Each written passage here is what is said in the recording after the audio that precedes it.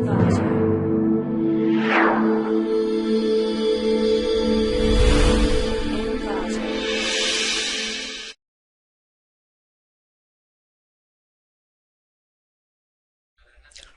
to ClickMyProject.com. Now we are going to discuss about the project personal identification using a robust Eigen ECG network based on time frequency representation of ECG signals. Now we are going to discuss about the abstract of the process. Person identification or authentication through biometric features has widely applied for basic access and high-level security.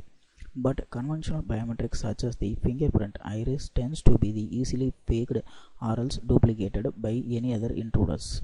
So therefore a new biometric modality is new to overcome these problems.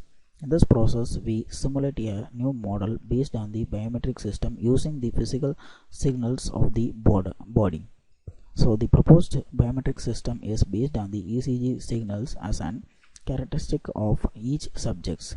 This process is based on the three major modules like the preprocessing, feature extraction and classification. Hence by using these three models we can preprocess the signal to remove the noises. Then the feature extraction is applied to extract the basic details like pitches and peaks of the signals. Then the classification is applied to classify whether the input person is authenticated or not. So hence this is the widely used biometric system with more security. Now we are going to discuss about the flow diagram of the process. This is the overall working flow of this process. The module consists in this project as input signal, pre-processing, feature extraction, classification and finally performance estimation. At first the input signal is taken from the dataset. The dataset consists of the signals both having the authenticated persons as well as the unauthorized persons. After getting any one signal from the dataset, we just move to the pre-processing step. In this pre-processing step, we have two stages of preprocessor, that is the noise removal and signal limitation. In this noise removal, if the noise is present in the signal, it will be removed, and then the signal limitation. If the length of the signal is more, means the signal will be limited to the length of the signal. After doing this pre-processing, we just move to the third stage of the process, that is the feature extraction. So in this feature extraction, we have four kinds of the features, that is the RR interval, QRS detection, peak detection, then local features. So by extracting these four features, we are extracting the overall characteristic of the ECG signals. After getting the features from the signal, we just move to the fourth stage of the project, that is the classification step. Obviously we know the classification in the sense we have to segregate the type. So hence in this process we have two kinds of objectives there. One is whether the person is authenticated or else the person is not authenticated. So we have to classify these things by using the algorithm, machine learning algorithm named as multi-SVM, that is the support vector machine. By using this classification we can classify the input as authenticated person or unauthorized person.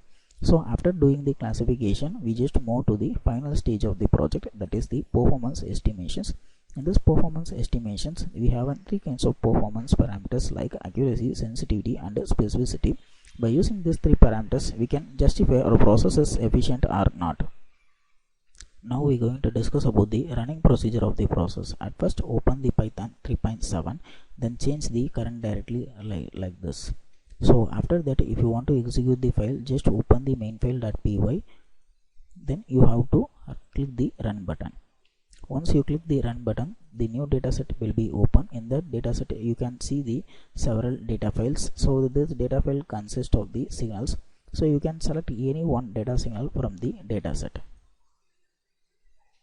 So once the signal was selected, the process will be done automatically. So this is the input signal which I have taken from the dataset with the title of input signal. After getting the input signal from the dataset, we just move to the second stage of the project, that is the pre-processing. One of the preprocessor is filter, that is the noise filter.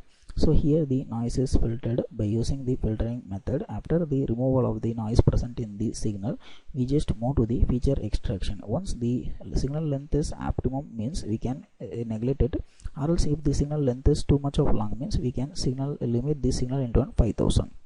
After the signal limitation and then the filtering, we just move to the feature extraction. Before that, we are segregating the signal into one wavelets like wavelet signal 1, 2, 3 and 4. This represents the wavelet of low frequency, high frequency, low frequency, then high frequency.